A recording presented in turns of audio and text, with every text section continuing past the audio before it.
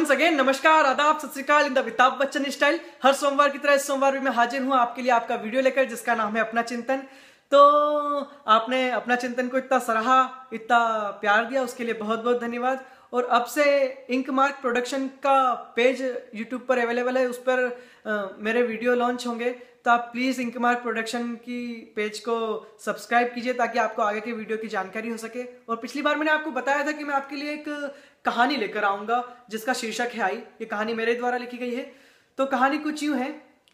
मैं विनोद अपने गांव से 100 किलोमीटर दूर एक शहर में रहता हूँ। हाँ, गांव से शहर की दूरी इतनी ज़्यादा तो नहीं, मगर फिर भी पूरे 7 साल हो गए मुझे मेरे गांव जाए। पर आज एक पत्र ने मुझे मेरे गांव जाने पर विवश कर दिया। मेरे आई के पत्र ने। मैं गांव की ओर भागा। मेरी गाड़ी के टायर की गांव से घटती दूरी मुझे अतीत के करीब ले जा रही थी। महज 7 साल का ही तो था मैं जब पिताजी का बीमारी के चलते देहांत हो गया था। मां पर सदमा ऐसा लगा कि कुछ ही दिनों में उनका हाथ भी सर से उठ गया। 3 सदस्यों की फैमिली में, उस परिवार में मैं केवल अकेला बचा रहा। लोगों ने भी सहानुभूति के स्थान पर ताने ही मारे, कहा कि श्रापित बच्चा है, मां बाप को खा गया। मैं अपने घर में अकेला बैठा रोता रहता, भूख प्यास से। उस समय आई ही तो थी जिन्होंने मेरा हाथ थामा था, लोगों की चिंता किए बगैर।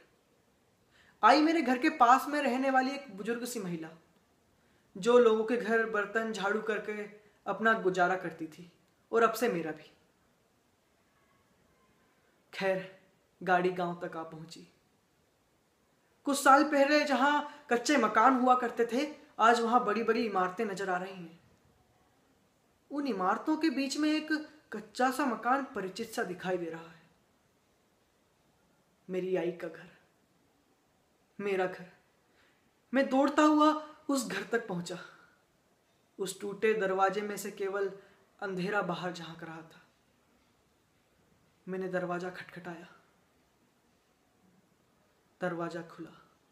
सामने एक महिला थी, चेहरे पर गहरी झुर्रियां, फटी सी साड़ी, मैले कपड़े और थर्राती हुई आवाज।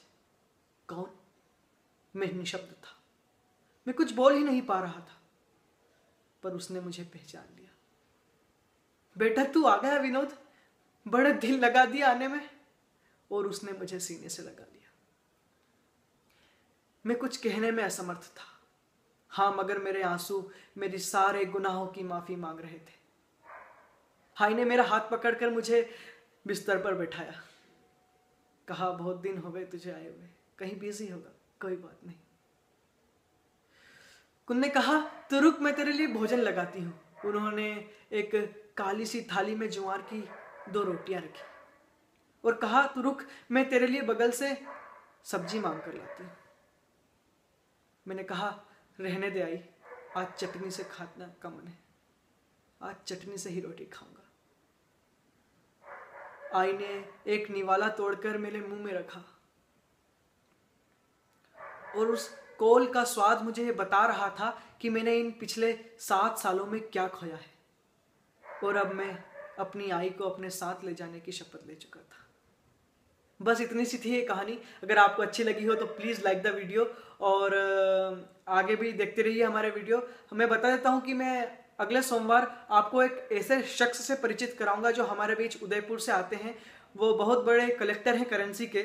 उन्होंने काफ़ी अपने देश की या कई देशों की, कुल 70 देशों की करेंसियाँ कलेक्ट कर रखी हैं। हम उनसे मुलाकात करेंगे, तो प्लीज़ देखना मत भूलिएगा अगला एपिसोड। धन्यवाद।